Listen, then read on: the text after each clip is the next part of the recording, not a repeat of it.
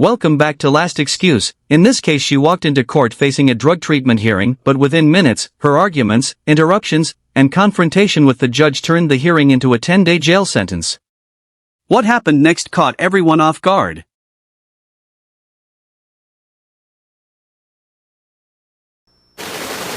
All right, this is case number 22 CR 130, State of Ohio versus Stevie Don Coulter. Present for the state is Assistant Prosecutor King. Present on behalf of the defendant is Attorney Dennis Kirk. Are you Stevie Don Coulter? Yes. Pardon me? Yes, sir. All right. Are you all right, Miss Coulter? I can't hear you. You have a really bad headache? Anything else wrong with you? All right. Well, we'll go ahead and have this pre-trial, but a couple of things I want to talk about after that. This was actually set for a hearing, I believe, for the defendant to enter in a plea for treatment in lieu of conviction, or at least have the hearing on that. I have a report from the probation department that she's been testing positive for gabapentin, marijuana, methamphetamine, and amphetamine. Hasn't reported since the 21st of September. Called on the 29th, said she didn't have a ride, wanted to be rescheduled. Has not contacted since then. Referred to Talbot House for an assessment. There's been no contact there they've had from Talbot. I just have a question. Does it even test for gabapentin on a 10-panel drug test? What's that now? Does it test for a gabapentin on a 10-panel drug test? Okay. That's what Miss Talbot, or Miss... Because someone said that to me in the PO's office, and I'm a very intelligent person, and I know a lot, and I just look stuff up all the time. And I mean, I can't, it's hard for me to plea in lieu of, honestly, because of the things that I found in this. That's like kind of like, I don't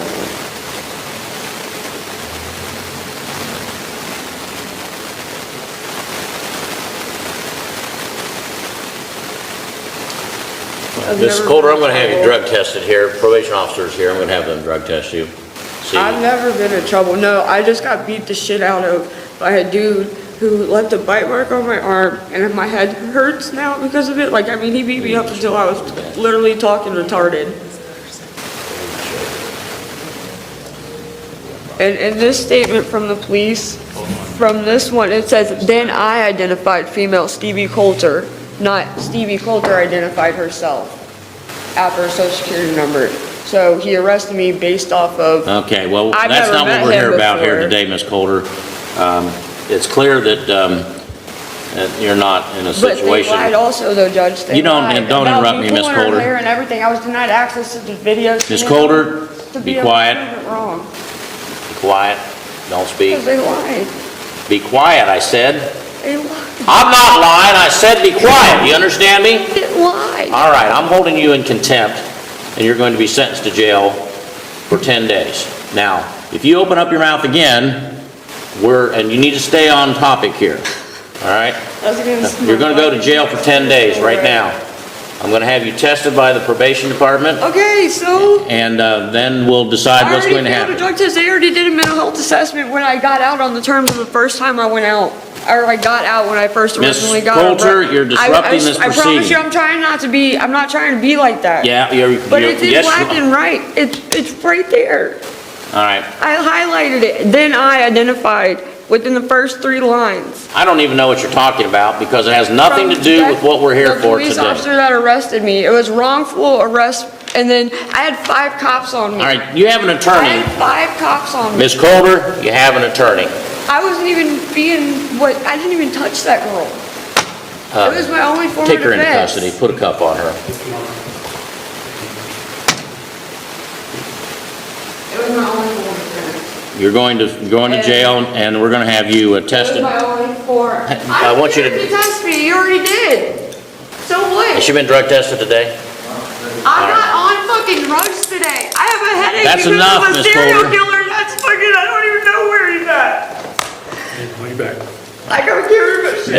Mr. Kirk, I think you need to file a request to have this defendant evaluated for mental health. I think I need surgery so they don't get fucked with. you want to help her. I don't need to be in jail. No, I'm not fucking crazy. Saga, it's fucking, I swear to God. I'm not on fucking drugs like that. It's wrong. You're expecting these cops to be out here fucking doing this shit to people? When it's a conflict of interest, I want a new trial. It is. Fucking, I swear to fucking God. I hate every fucking person in this fucking courtroom. That ain't a fucking joke. That ain't a fucking joke. Just because I pointed it out black and white. All right. No, I'll go ahead. Mr. Kirk, if you would, I was trying to say this. I don't know if you heard me or not. I'm sure you have mentioned it already. Obviously, she needs a mental health evaluation. Based on this and then also some other information that was presented by Yeah. Are they on their way? Well, next time he leaves like that, let me know, because I did not know. I knew I was going to have her taken in custody. I didn't know he wasn't here. All right. So, 10 days contempt. I don't leave my house because of this man. And then file your evaluation. All right. Thank you, Judge. Signed. Thank you.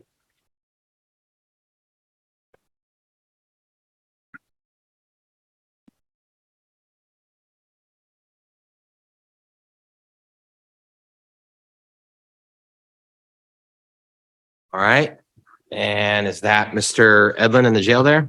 Yes, sir. Please don't infringe on my right to bear arms. Did you click me out? All right. You need to be quiet and listen first. So, Mr. Arcuri, just to make a record with the defendant present. I will. So, Go ahead. if I may, Your Honor, back on October 24th, 2022, Mr. Edlin entered a plea of guilty to the charge of unlawful possession of firearm in the second degree. 29 days later, on November 22nd, the court entered an order having him evaluated for competency. That order, that evaluation has been completed. I have reviewed that evaluation. It finds him competent. So the state and I have handed forward an agreed order finding Mr. Edlin competent. I believe speedy trial now starts again with 29 days having been used, giving us 31 more days as of today, December 12th. My calculation of Mr. Edlin's speedy trial is January 12, 2023. I'm asking the court to set trial. Mr. Edlin has an offer. He is not yet accepted, so I would ask the court to set trial and set pre-trial next week, since I expect the trial is probably going to be January 10.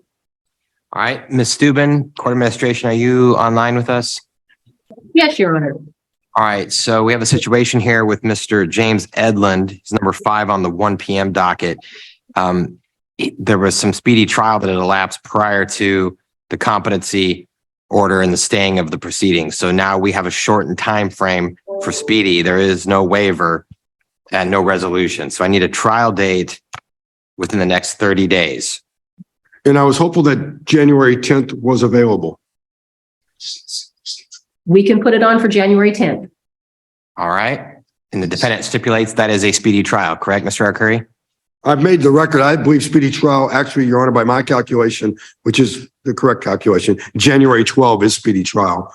So, and I think 11th and 10th is fine because any continuances of that trial date would be excluded. So we're fine within time. So readiness hearing is going to be on January 3 then, Your Honor? Correct. And pre-trial next week.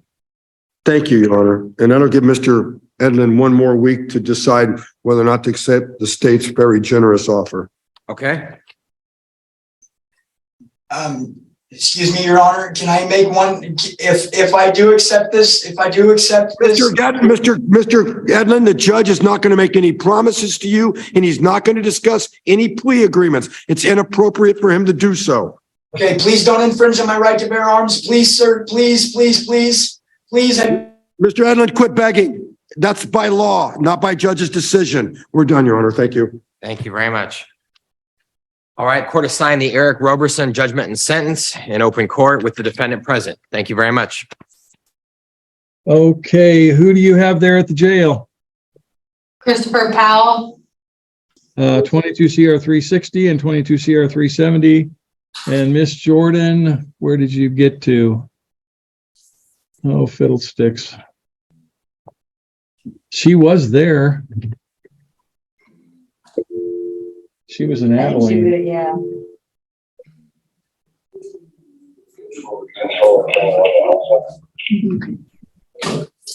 Okay.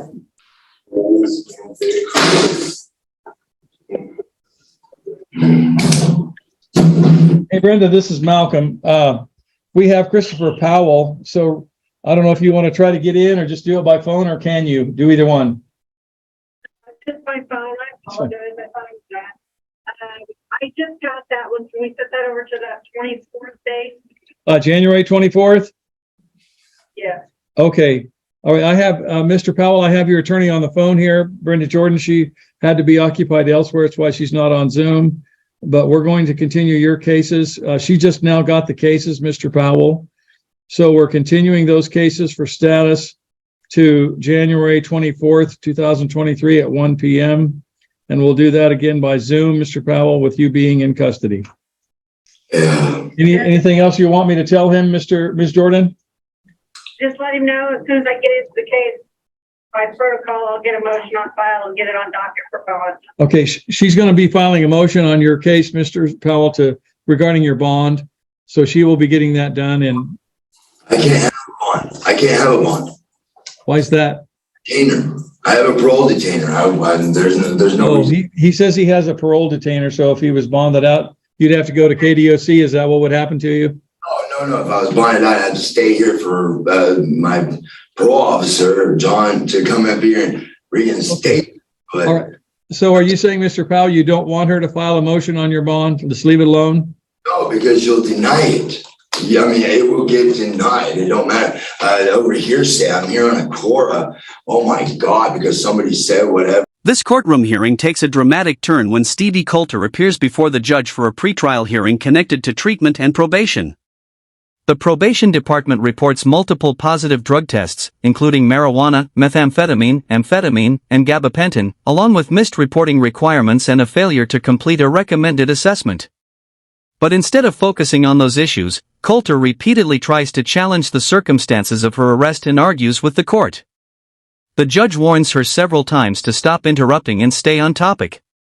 But when she continues, the judge finally loses patience and holds her in contempt. The consequence is immediate, 10 days in jail. And the situation escalates further when the judge orders additional drug testing and asks her attorney to pursue a mental health evaluation. What started as a routine court hearing quickly became a confrontation that ended with the defendant being taken into custody.